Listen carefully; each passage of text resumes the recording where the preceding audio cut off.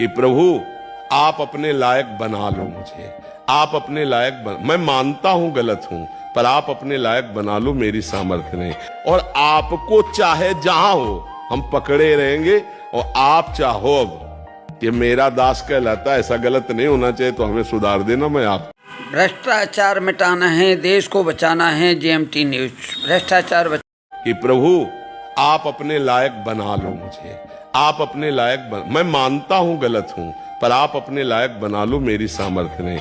और आपको चाहे जहां हो हम पकड़े रहेंगे, और आप चाहो अब ये मेरा दास कहलाता है, ऐसा गलत नहीं होना चाहिए, तो हमें सुधार देना। मैं आप राज्य महिला आयोग की अध्यक्ष ने दुष्कर्म पीड़िता के परिवार से की मुलाकात। थाना जगदीशपुरा पहुंचकर अधिकारियों से कार्रवाई के बारे में ली जानकारी।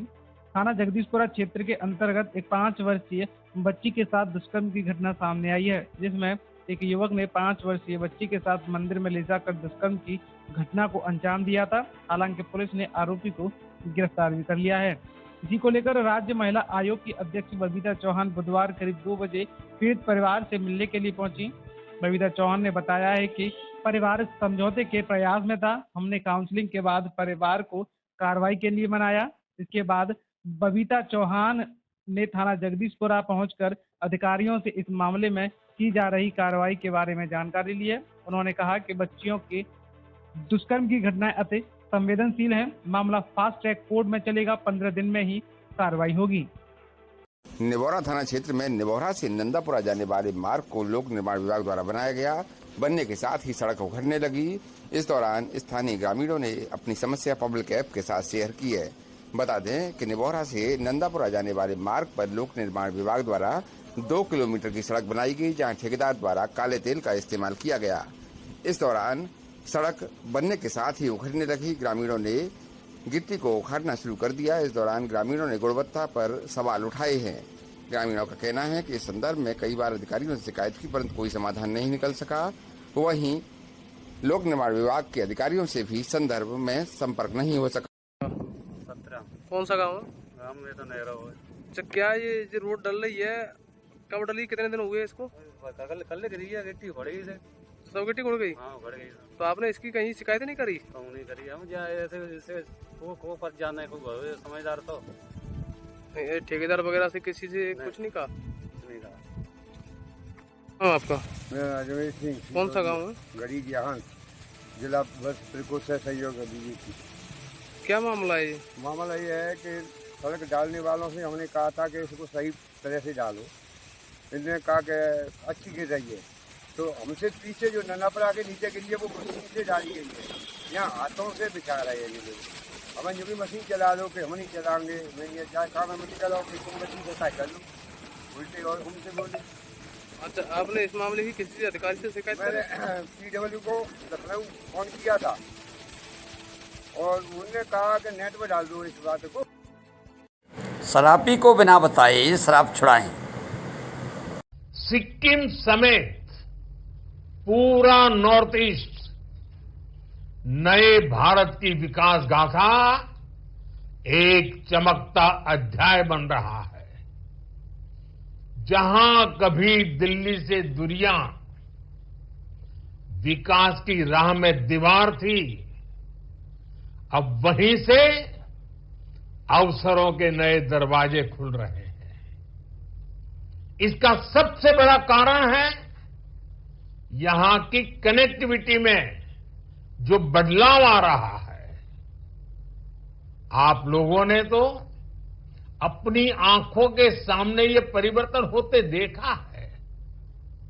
एक समय था जब पढ़ाई के लिए, इलाज के लिए, रोजगार के लिए कहीं पर भी आना जाना बहुत बड़ी चुनौती था। लेकिन बीते 10 वर्षों में स्थिति काफी बदल गई है। इस दौरान सिक्किम में करीब 400 किलोमीटर के नए नेशनल हाईवे बने हैं। गांवों में सैकड़ों किलोमीटर नई सड़कें बनी हैं। अटल सेतु बनने से सिक्किम की दार्जिलिंग से कनेक्टिविटी बेहतर हुई है।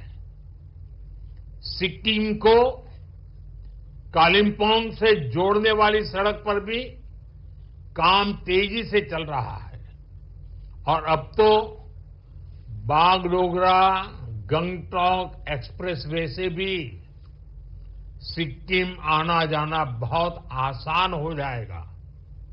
इतना ही नहीं, आने वाले समय में हम इसे गोरखपुर सिलीगुड़ी एक्सप्रेसवे से भी जोड़ेंगे।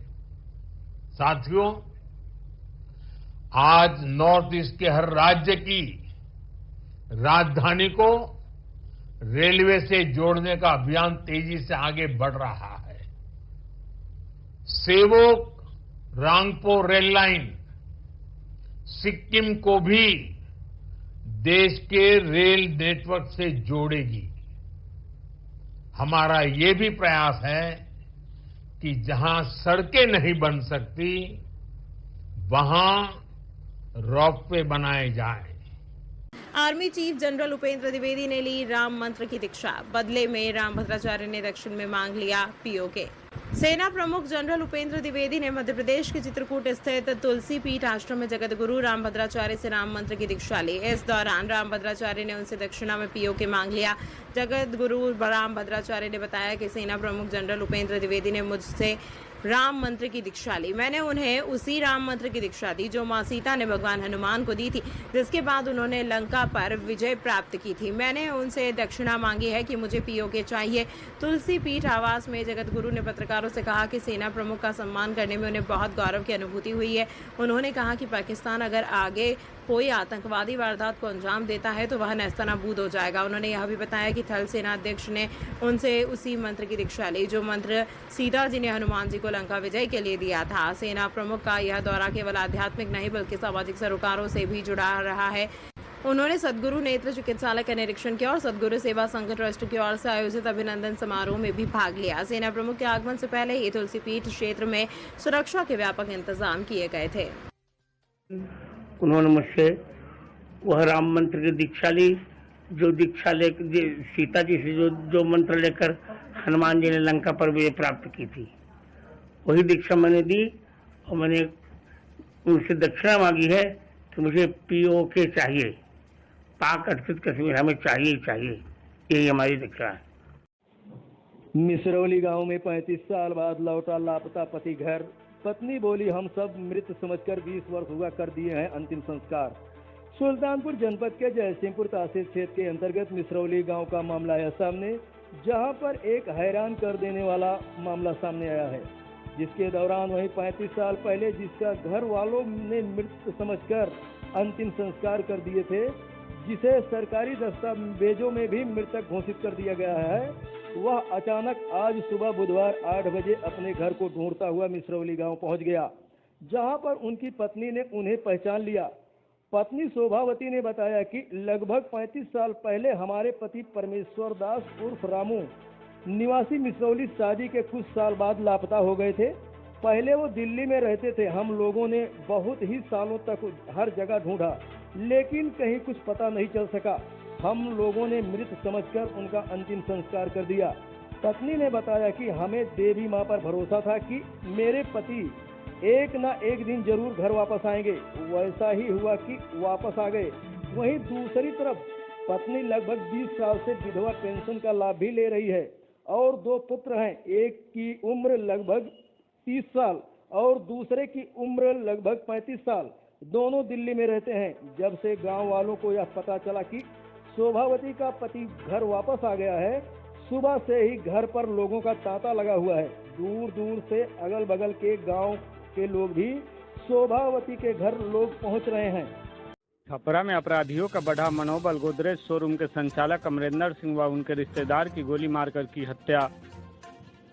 मंगलवार की शाम 8 बजे लगभग छपरा के साढ़ा ढाला के समीप शहर में अपराधियों ने एक बार फिर दुस्साहित वारदात को अंजाम देते हुए मंगलवार देर शाम 2 लोगों की गोली मारकर हत्या कर दी।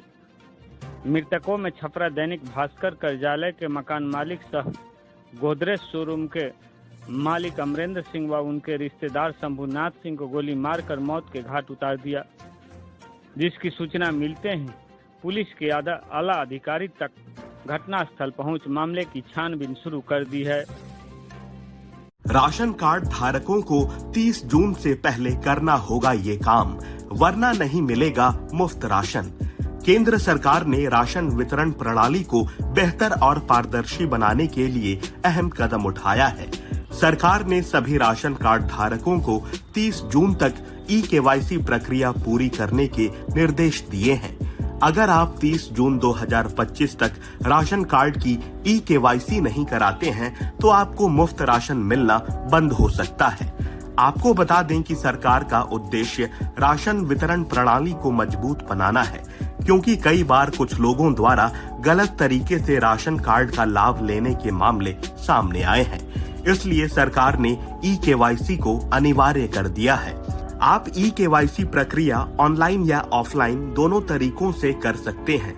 आप अपने नजदीकी कॉमन सेंटर या राशन दुकान पर जाकर ऑफलाइन प्रक्रिया के तहत अपने राशन कार्ड की ई-केवाईसी करा सकते हैं। वहीं ऑनलाइन केवाईसी के लिए आप मेरा राशन या आधार फेस आरडी ऐप्स का इस्तेमाल कर सकते हैं।